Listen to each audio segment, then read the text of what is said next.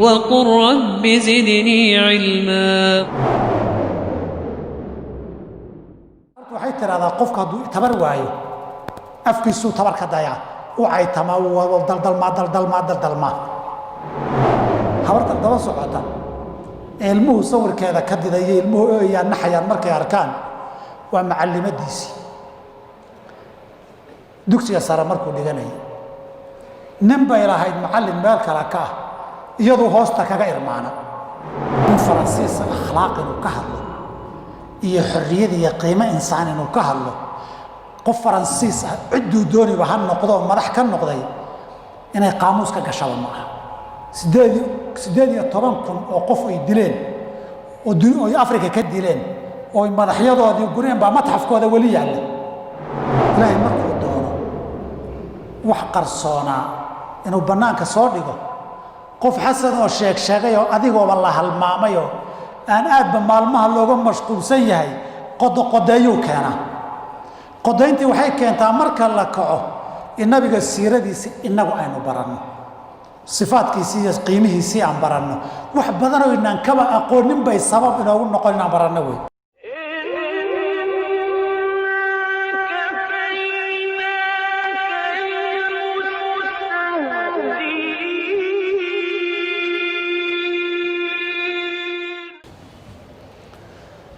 الحمد لله الصلاة والسلام على رسول الله وعلى آله وصحبه ومن والاه أما بعد أوصيكم ونفسي بتقوى الله جل وعلا والاجتهاد في طاعته بامتثال أوامره واجتناب نواهيه إخواني وأخواتي جميعا waxaan filayaa mar hore aan arrimahan wax ka sheegnay khudbada hore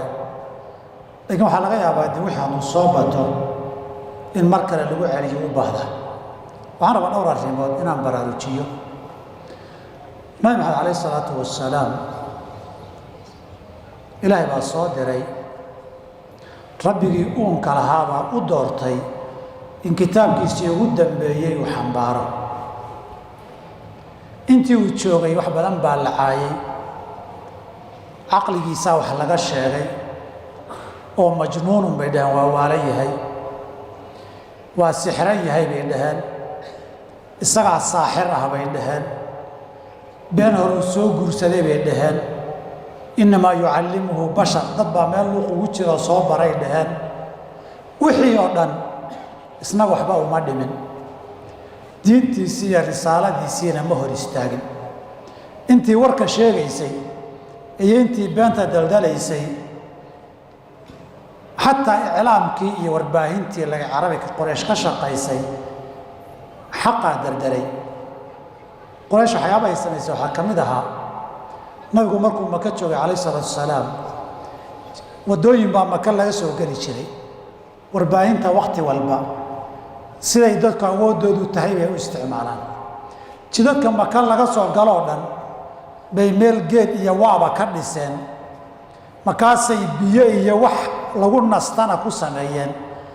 markaasay dad dacaayad wadana fadhiisiiyeen qof kastoo dee safar oo soo gala oo daalan meeshan uu ku leexdaa biyaa loo shubaa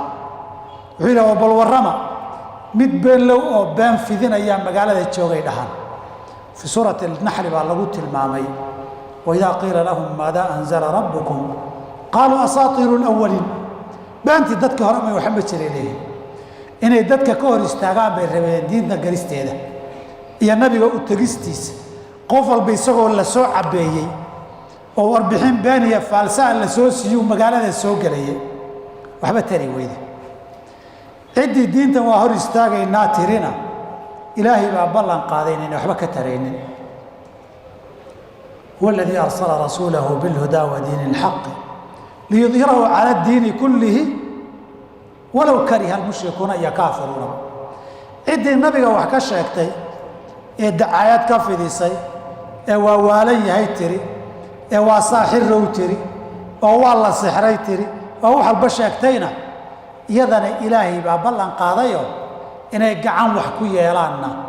ilaahay baa yidhi wallahu yacsimuka min annaas ilahay baa dadka kaa badbaadinaya inay dacaayad wax ku yeelaanna ilaahay baa yidhi innaa kafaynaaka almustahzi'iin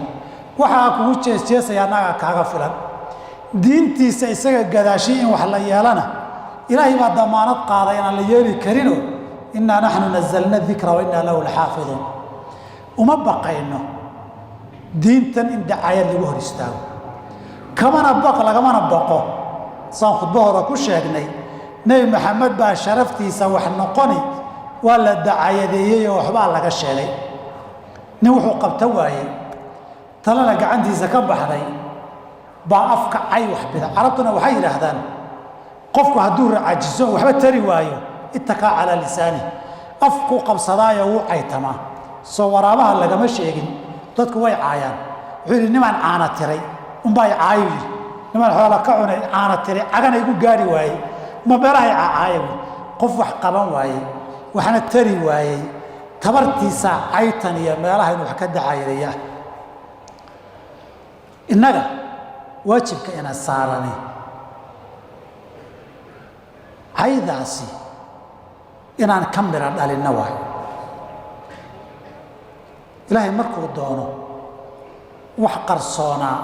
inuu bannaanka soo dhigo qof xasan oo sheegayoo adigooba la halmaamayoo aan aadba maalmaha looga mashquulsan yahay qodoqodeeyuu keenaa qodayntii waxay keentaa marka la kaco in nabiga siiradiisi innagu aynu baranno sifaadkiisii iyo qiimihiisii aan baranno wax badanoo inaan kaba aqoonin bay sabab inoogu noqon inaan baranno wey oon ilmaheenni iyo dadkeenna barna kow inaan diintiisii qabsanno oon ku dhegno oon ku dhaqanno jawaabta saxda ee labaad taa wey jawaabta saddexaad ee saddexaad waa inaan isagii ammaantiisii iyo siiradiisii iyo diintiisiiba fidinno wey ciddii carootana keliya waxaad dhihi lahayd adigaba laguuma dayn inaad dhahdo eraygaad dhihi lahayd qur-aankaa lagugu sheegay markuu ciil la dafuufee baktiyo qul muutuu bikaydikum waa laguu sheegay cara u bakti waayo aniga waxa aan samaynayaay inaan dad caaya maaha aniga waxaan samaynayo caydan waa been waata ammaantiisii waata taariikhdiisii way aadamaha cuqaladoodu iyo inta waxgalka ah gaal iyo muslimba caddaan iyo madowba bari iyo galbeedba buugtay qoreen baa wada taal ilaa hadday qoraan gaal iyo muslimba haddii diintiisii lagu dhaqmi lahaa in dhibka dunidaba laga badbaadi lahaa ilaa hadday qoraan nin kasta oo gaal iyo muslim qoray dunida taariikhda aadamaha yaa ugu saambay badnaayoo ugu taariikh fiicnaa nebi maxamed baa kow ah xataa kuwii gaaladu ay qoreen ummad kasta ma kasta aan qiimo lahayn oo dadka qiimihii iyo sharafta leh xagxagashadooda wax ka dayda lagama waayo suurat lqalam qur-aanka waxaa lainoogu sheegay qolyo nabiga maka la joogay calayhi salatu wasalaam oo reerahooda odayaal u ahaa hadda nin kastoo madaxweyne ah soo reerkooduun oday uma aha ugaasadii qabiilada umbaa brotocolaad madaxweyneyaa loo sameeyo qabawaasana way kala waaweynaayeen xataa xilligii nabigu joogay boqorkii roomaanka heriqle marka loo tegay ee nimankii qurayshi abu sufyaan hogaaminaya u tageen ay wax ku akhriyeen yuu maalinkii dambe wuxuu yidhi wafdigiin oo dhan io imaada yaa idin madaxa ninkaad sheegaysaan yaa dad ugu xiga buu yidhi oo ay dhalasho wadaagaan isla isagaa la yidhi wuxuu yidhi halkan soo fadhiiso hortayda turjubaankii buu iga turjub wuxuu yidhi niman yow dhegaysta ninkan waa waraysan isaguu idinka soo jeedaa hadduu been sheego su-aashayda been iigu jawaabo ii tilmaamo ninkii raggii gadaashiisa fadhiyay hadhow marka la noqdo beentuu sheega waa lagu ceebayn doona wanaagii been looga hataa ninka isqabtaanba wuxuu ku khasbanaa runta inuu sheego nabigu ka waraystay qoyskiisa wuxuu yahay wuxuu ahaan jiray wuxuu sameeyey wuxuu dadku ugu yeerayay wuxuu yidhi ninkaad sheegaysaan saad ii sheegtaan run hadday tahay waa nabigii la sugayey boqortooyadaydana isagaa ka talin doona ilaa haddaa saa la wada rumaysan yahay sidii bayna noqotay xilligaa meeshaa la joogay boqortooyadii roomaanka ee shaam loogu tegey booskii heriqle waa kay muslimiinta qabsaday ee shaam iyo qudus dhinaca kale waxaa joogay ninkaa raggaaba qabiilo ah laakiin ardaalle ah dadku markuu xoolo badan iyo wiilal badan qabiilka dhexdiisa leeyahay waa la xurmeeyaa nin xoolo lena aadamaha xurmeeyoo jecel doqonkii waa caaqil ardaalkuna waa akhyaar marduu xoolo leeyahay intee qabaa'ilka dhaqankoodii haddii wiilal badan dhalayna nin wiilal badan iyo xoolo badan lahaa laakiin ardaal ahaa baa kaaba qabiil laga dhigto reer oday u ahaa makana dadka talada la weydiiyuu ku jiray laakiin taariikhdiisii horena way madoobeen reerkuu ardaalkani odayga u yahayna uma dhalan si khaldan buu qoyska uga dhexdhasho oo ku soo galay isaguna mid qaraafo oo meelaha luuqyaha samaystu ahaa mid qaraafa oo qaraafin lagu yaqiinay buu ahaa dhinaca kale bakhayl buu ahaa dhinaca kale qof xam badan buu ahaa dhinaca kale qof dadka isku dirdiru ahaa intaasuu lahaa laakiin maadaama wiilal badan iyo xoolo uu leeyahay hoggaan baa laga dhigtay haddayna waqtigaan aan joogno ninka xoolo badan bixiyaa la doortaa ardaalka ugu xusooma qofka ma fiican yaha loo doortaa mise xoolo badan buu bixiyaa loo doortaa weligeed way jiri jirtay ardaal xoolo madax ku noqda waa jiri jiray ninkiibaa nabiga wax kashee ka dayn waayo dacaayad iyo wax xumuu la wareegaya waayo waxaan diintu xambaarsan tahay isagu ma xamili karo diintu akhlaaq fiican bay rabtaa qof toosan bay rabtaa ninkani maadaama uu isyaqaano midda kale ninku waa been badnaa hadalkuu sheegaba shaki buu qabaa ama la rumaysan waayaa markaasuu dhaar daba dhigaa wuxuu dhaarta u daba dhigaya uu shakisan yahay qof dhaar badan haddaad aragto adigu markaad run sheegayso ma dareentid inaad u baahan tahay inaad xoojiso in qofkan kaa shakiyana kama qabsatid laakiin markaad been sheegto adin naftaadaa waxaa kule ama lagaa rumaysan waayaa wax ku kab wallaahi dhaar beenaad ku kabi dhaar badan haddaad aragto warkuu sheegay uusan ku kalsoonayn marka warkii uu rabaa wuxuu ku xoojiyo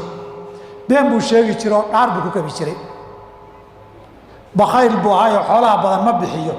dadku haba taagtaagnaadaane nin reerka ka dhashay si xalaala ku dhashay ma ahayne hooyo gogol dhaaftay baa dhashay reerkiina uu ku abtirsaday waxana wuu ka ogyahay xogna waa ogyahay isagu soo ma aha nin tuntoo qaraafo wey